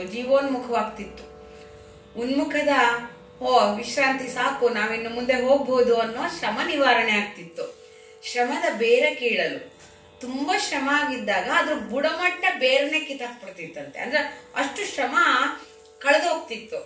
ಮನವ ಸೂರೆಗೊಳ್ಳಲು, ಮನಸ್ಸಂತೂ ಎಷ್ಟ್ ಚೆನ್ನಾಗಿದೆಯಲ್ಲ, ಇಲ್ಲಿ ಅವ್ರು ಕೊಡೋ ಮಜ್ಜಿಗೆ ಆಗ್ಲಿ ಶೀತ ಜಳವಾಗ್ಲಿ ಎಲ್ಲ ನೀರೆಲ್ಲ ಇಟ್ಕೊಂಡಿದ್ದಾರೆ ಅನ್ಸತ್ತವ್ರು. ಸಾಕೆಂದು ಇಷ್ಟೇ ಸಾಕಪ್ಪ, ಮನವಂ ಸೂರೆಗೊಳ್ಳಲು ಇಷ್ಟ ಸಾಲ್ದ, ಅಷ್ಟು ಚೆನ್ನಾಗಿ ನೀರು ಬೆಲ್ಲ ಕೊಡ್ತಾರೆ, ಅದಕ್ಕೊಂಚೂರು ಏಲಕ್ಕಿನೂ ಹಾಕಿರ್ತಾರೇನೋ, ಸುಗಂಧದ ನೀರನ್ನ ಕೊಡ್ತಾರೆ. ಶೈತ್ಯ ಸೌರಭ್ಯ ಜಳ ಅಂದ್ರೆ ಏಲಕ್ಕಿ ಹಾಕಿದ ಬೆಲ್ಲದ ನೀರ್ ಇರ್ಬೋದು, ಎಲ್ಲ ಕೊಟ್ಟು ಎಲ್ಲ ಮಾಡ್ತಾರಲ್ಲ. ಇಲ್ಲಿ ಅರವಟಿಕೆಯನ್ನ ಹೊಗಳಿದ್ರೆ ಮೇಲೆ ಒಳಗೆ ಅಬಲೆಯರ ಹೆಣ್ಮಕ್ಳ ರೂಪ ಹೇಗಿದೆ ಅಂದ್ರೆ ಆ ನೀರ್ ಕೊಡುವಂತ ರೀತಿ ಆಗ್ಲಿ, ಅವ್ರು ಮಾತಾಡೋ ಗಿಣಿಗಳಾಗೆ ಮಾತಾಡೋದಾಗ್ಲಿ, ಅದಕ್ಕೆ ಕೌತುಕ ಆಶ್ಚರ್ಯ ಆಗತ್ತೆ ಇವ್ರಿಗೆಲ್ಲ. ನಮ್ಮೂರ್ ಕಡೆ ಹಿಂಗಸ್ರಿಂಗ್ ಮಾತಾಡಲ್ವಲ್ಲಪ್ಪ, ಮಾತಾಡ್ಸಿದ್ರೆ ಬೇಕಾದ್ರೆ ಹತ್ಕೊಂಡು ಹೋಗ್ತಾರೆ, ಇಲ್ಲ ಮಾತಾಡಲ್ಲ, ತಲೆನೇ ಎತ್ತಲ್ಲ. ಆ ತರ ಇದ್ದನ್ನ ಹೆಣ್ಮಕ್ಳನ್ನ ನೋಡಿದವ್ರು ಮಗಕ್ ಮುಸುಕ್ ಬೇರೆ ಹಾಕೋತಾರ. ಆ ಕಡೆ ಕುದುರೆಯಿಂದ ಇಳಿದು ಅಲ್ಲಿಯ ಸತಿಯ ಇವ್ರು ಎಲ್ಲ ಇಳಿದ ತಕ್ಷಣ ಇವರೆಲ್ಲ ಕುದುರೆಯಿಂದ ಇಳಿದ್ರು ದುಬು ದುಬು ಅಂತ. ಆ ಸತಿಯರು ಆ ಹೆಣ್ಮಕ್ಳು ಎಷ್ಟು ದಿನ ಗೊತ್ತು ಅನ್ನೋ ಹಾಗೆ ಕಾಲ್ ತೊಳೆಯಕ್ ನೀರ್ ಕೊಟ್ಟು ಕೈ ಹಿಡ್ಕೊಂಡು ಒಳಗ್ ಕರ್ಕೊಂಡು ಹೋದ್ರಂತೆ. ಬನ್ನಿ ಬನ್ನಿ ಅಂತ. ಈ ವ್ಯಾಪಾರಸ್ಥರು ಬಂದ್ರೆ ದುಡ್ಡು ಕೊಡೋರು ಅನ್ನೋದು ಇರುತ್ತೇನೋ, ಹಾಗೆ ಕರ್ಕೊಂಡು ಹೋಗಿದ್ದಾರೆ ಒಳಗೆ. ತಳಿರ ಹಾಸಿನ ಮೇಲೆ ಕುಳ್ಳಿರ್ದು ಸುದತಿಯ ತಳಿವ ಪನ್ನೀರ ಕುಂಚಿಗೆಯ ಬೀಸುವ ಕಮಲದ ಹಳದೆ ಆಲವಟ್ಟದ ಅಲರಿಂಗೆ ಪೂಸುವ ಚಂದನದ ಶೈತ್ಯ ಸೌರಭ್ಯಕ್ಕೆ ಎಳಸಿ ಮೈಯೊಡ್ಡಿ ನೀಡುವ ನವ್ಯ ಫಳವ ನಿರ್ಮಲ ಜಳವನಾದರಿಸಿ ಕೌತುಕವನಾಳುತ್ತೆ ಕೆಳೆಯರಂ ಕಳುಹಿದನು. ಕೌತುಕವನಾಳುತ್ತೆ ಕೆಳೆಯರಂ ಕಳುಹಿದನು. ಪುರದೊಳಗೆ ಬೇಡಿಕೆಯ ಭಕ್ತರ ಮನೆಯನ್ನು ಅರಸಲು.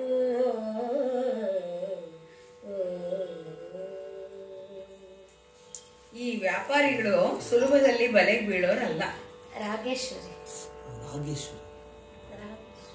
ಆ ಸುದತಿಯರೆಲ್ಲ, ಆ ಹೆಣ್ಮಕ್ಳೆಲ್ಲ ಇವ್ರನ್ನೆಲ್ಲ ಎಳೆ ಚಿಗಿರ ಹಾಸಿಗೆ ಮೇಲೆ ಕೂರ್ಸಿದ್ರು. ಅಂದ್ರೆ ಅಲ್ಲಿ ಕಲ್ಲು ಮೇಲೆ ಎಳೆಯ ಸೊಪ್ಪನ್ನೆಲ್ಲ ಹಾಕಿದ್ರು ಅನ್ಸುತ್ತೆ. ಅವರು ಪನ್ನೀರ ಕುಂಚಿಗೆ ಅಂದ್ರೆ ಬೀಸಣಿಗೆಗೆ ಕಮಲದಳಗಳನ್ನ ಅಳವಡಿಸಿದ್ರು. ಅದು ಬೀಸುತ್ತಾ ಇದ್ದಾಗ ಅದೊಂಥರ ಘಮ್ ಅಂತ ಅನ್ನುವ ಚಂದನದ ಶೈತ್ಯ ಸೌರಭ್ಯಕ್ಕೆ ಕಮಲದ ಎಲೆಗಳ ಮೇಲೆ ಇರುತ್ತಲ್ಲ ನೀರು, ಅದು ಕೂಡ ಗಾಳಿಯಲ್ಲಿ ಸೇರ್ಕೊಂಡು ಅಘ್ರಾಣಿಸಕ್ಕೂ ಚೆನ್ನಾಗಿತ್ತು, ಗಾಳಿಯೂ ಚೆನ್ನಾಗಿತ್ತು. ಎಳಸಿ ಮೈ ಒಡ್ಡಿ ಅದಕ್ಕೆ ಆಹಾ ಅಂತ ಇವರೆಲ್ಲ ಮೈ ಒಡ್ಕೊಂಡು ನೀಡುವ ನವ್ಯ ಫಳ, ಹೊಸ ಹಣ್ಣುಗಳನ್ನ ಕೊಟ್ಟು ನಿರ್ಮಲವಾದಂತ ನೀರನ್ನ ಕೊಟ್ಟು ಎಲ್ಲ ಮಾಡ್ತಿದಾರಲ್ಲ. ಈ ಆದರಕ್ಕೆ ಕೌತುಕವ ತಾಳುತ್ತ ಅವನ್ಗೆ ಆಶ್ಚರ್ಯ ಆಯ್ತು. ಇಲ್ಲಿ ಪ್ರಿಂಟ್ ಮಿಸ್ಟೇಕ್ ಇರ್ಬೋದು. ಕೌತುಕವ ತಾಳುತ್ತ ಅವನ ಆಶ್ಚರ್ಯವನ್ನ ತಾಳ್ತಾ ಗೆಳೆಯರನ್ನ ಕಳಿಸ್ತಾನೆ. ಒಳಗೆ ಹೋಗಿ ಬಂದ್ರು, ಯಾರು ಭಕ್ತರಿದ್ರೆ, ಶಿವಭಕ್ತರಿದ್ರೆ ಅಲ್ಲಿ ಬಿಡಾರ ಹೂಡೋಣ, ಇಲ್ಲೆಲ್ಲ ಇರೋದು ಬೇಡ, ಯಾಕೋ ಇದು ಸ್ವಲ್ಪ ಕಷ್ಟಕ್ಕೆ ಬರುತ್ತೆ, ಇದು ಭಯ ಆಗಿರುತ್ತೆ. ಯಾಕೆಂದ್ರೆ ಈ ಹೆಣ್ಮಕ್ಳು ಇಷ್ಟೊಂದು ವಿಲಾಸ ತೋರಿಸ್ತಾ ಇದಾರಲ್ಲ, ಇಷ್ಟೊಂದು ಗಗನ ಸಖಿಯರಂತೆ ವಿಲಾಸವಾಗಿದ್ರೆ ಇಲ್ಲಿ ಭಯ ಪಡ್ತಾ ಇದ್ದಾರೆ ಈ ವ್ಯಾಪಾರಿಗಳು. ಫ್ರೆಂಡ್ಸ್ನ ಕಳಿಸ್ದ, ಗೆಳೆಯರನ್ನ ಪುರದೊಳಗೆ ಹೋಗಿ ನೋಡ್ಕೊಂಬನ್ನಿ, ಎಲ್ಲಾದ್ರೂ ಶಿವಭಕ್ತರಿದಾರ ನೋಡ್ಕೊಂಬನ್ನಿ. ಶಿವಭಕ್ತರ ಮನೆ ಬೇಕು, ಯಾಕೆಂದ್ರೆ ಶಿವನನ್ನ ಪೂಜೆ ಮಾಡ್ಬೇಕು ಇವನು, ಆ ಮನೆಯಲ್ಲಿ ಆರೋಹಣ ಮಾಡ್ಬೇಕು, ಅವ್ರಿಗೆ ಏನಾದ್ರು ಕೊಡೋದಿರುತ್ತೆ, ಆದ್ರೆ ಒಂದು ಪ್ರಶಸ್ತವಾದ ನೆಲೆ ಬೇಕಲ್ಲ ಅಂತ ಹೇಳಿ ಗೆಳೆಯರನ್ನ ಕಳಿಸಿದಾನೆ ಆದಯ್ಯ. ಹಲವು ಹಂದಿಗಳು ಒಂದು ಗಜವನುರೆ ಬೆಳೆದ ಬೊಬ್ಬುಲಿಯ, ಹಲವು ಹಂದಿಯೊಡೊಂದು ಗಜವನುರೆ ಬೆಳೆದ ಬೊಬ್ಬುಲಿಯ ಅಡವಿಯೊಳಗೆ ಒಂದು ಕಲ್ಪ ಕುಜವಂ ಹೀನ ಜಲದೊಳಗೆ ಸಿದ್ಧರ ಸಮಂ ನೆರೆದ ಕಾವಲಿಗಳೊಳಗೆ ಒಂದು ಕನ್ನಡಿಯನು ಅಲಸದ ಅರಸುವ ಮರುಳರಂದದಿಂ ಪರಿಪರಿದು ಹುಲಿಗೆರೆಯ ಕೇರಿ ಕೇರಿಯ ಜೈನ ನಿಳಿಯದೊಳು ತೊಳಲಿ ಭಕ್ತರ ಮನೆಯನು ಅರಸಿ ಕಾಣದೆ ತಿರುಗಿ ಬಂದರು ಆದಯ್ಯ ನೆಡೆಗೆ ಬಂದರು.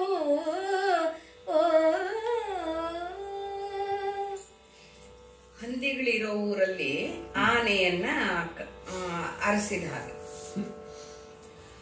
ಬೆಳೆ ಊರಲ್ಲಿ ಬೆಳೆದಂತ ಕಾಡಿಲ್ ಬೆಳೆದಂತ ಒಂದು ಹೆಬ್ಬುಲಿ ಹೋಗ್ಬಿಟ್ಟು ಅಯ್ಯೋ ಏನೋ ಹುಡುಕ್ತಾ ಇರೋ ಹಾಗೆ ಕಲ್ಪಕುಜವಂ ಹೀನ ಜೊಳಗಳಿಗೆ ಸಿದ್ಧರಸಂ ಅಂದ್ರೆ ಕಲ್ಪಕುಜ ಅಂದ್ರೆ ತನ್ನ ಜೊತೆಯ ಸ್ನೇಹಿತನನ್ನ ಅರಸಿದ ಹಾಗಿತ್ತು.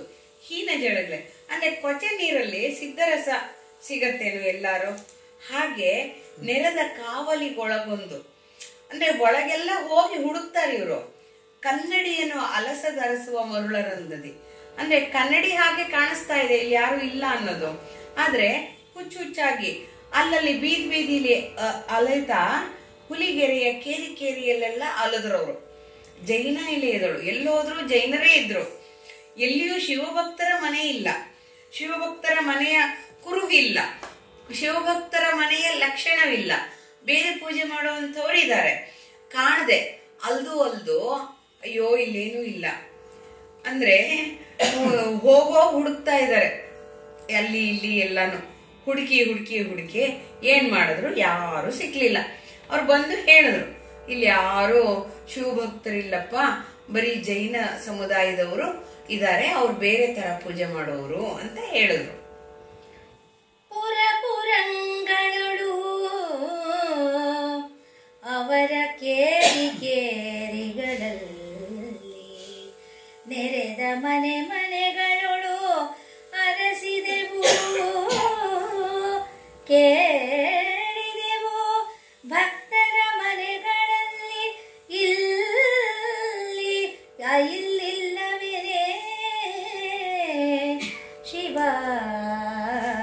ಶಿವಾಲಯವನು ಅದರೊಳು ಕಂಡುದು, ಶಿವಾಲಯವನು ಅದರೊಳಗೆ ಕಂಡುದು ಉಂಟೇ ಗೆನಲು ಮೊರಡಿಗಳ ನಡುವೆ ಮಂದರ ಬಕಂಗಳ ನಡುವೆ ಅರೆ ಹಂಸೆ ಇಪ್ಪಂತೆ ಬಸದಿ ಹಲವರ ನಡುವೆ ಪರಮಹೋಜೇಶ್ವನಿರಲು ಕಂಡೆವು,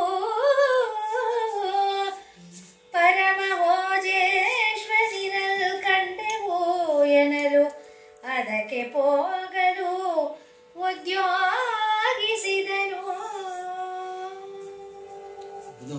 ಈ ಪುರದಲ್ಲಿ ಎಲ್ಲ ಬೀದಿಗಳನ್ನ ಪುರಗಳೊಳಗೆ ಆವರಿಸಿ ಎಲ್ಲಾ ಬೀದಿಗಳನ್ನು ಕೇರಿಗಳಲ್ಲೂ ನೆರೆದ ಮನೆ ಒಂದೊಂದು ಮನೆನೂ ಹುಡುಕಿದೀವಿ, ಕೇಳಿದೀವಿ, ಬಾಯ್ಬಿಟ್ಟು ಕೇಳಿದೀವಿ, ಭಕ್ತರ ಮನೆಗಳು ಇಲ್ಲಿಲ್ಲ ಅಂತ ಹೇಳ್ಬಿಟ್ಟಿದ್ದಾರೆ.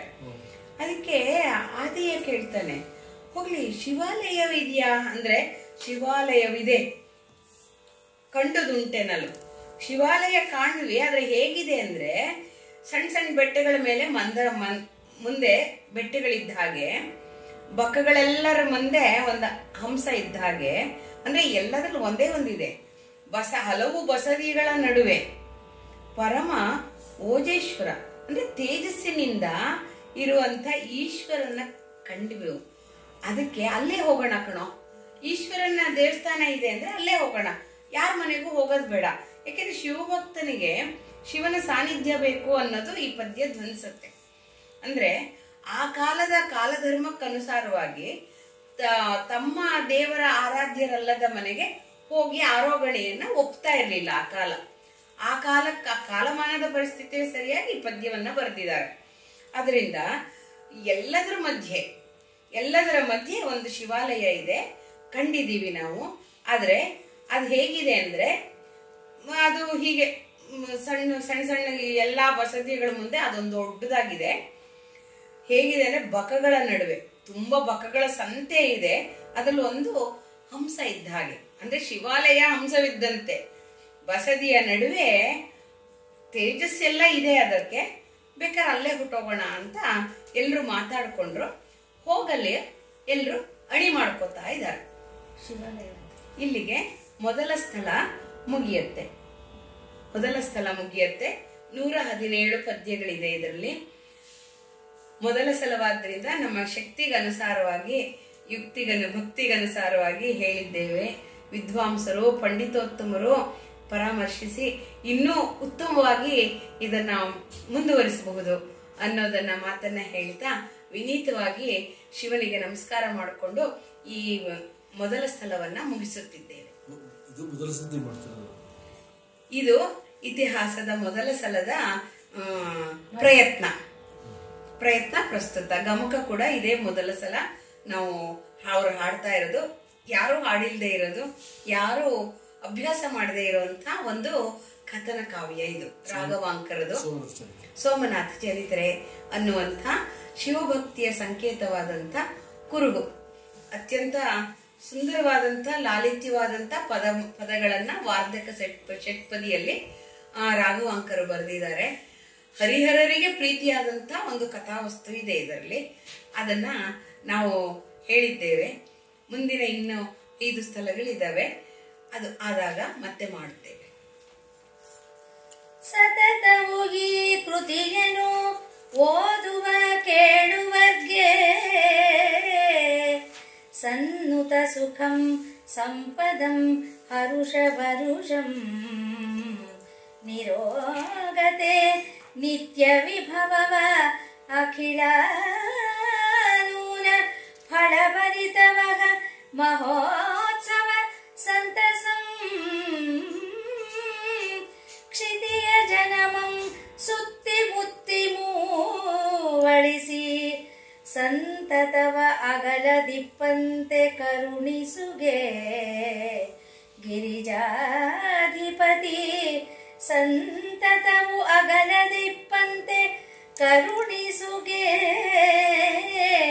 ಸಹಜ ಸುಲಭ ಮೂರ್ತಿ ವಿಳಾಸ ಪುಲಿಕರ ಪುರಾಧೀಶ ಸೋಮೇಶನು.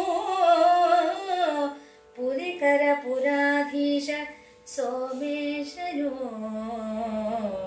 ಪುಲಿಕರ ಪುರಾಧೀಶ ಸೋಮೇಶನು. ಶ್ರೀ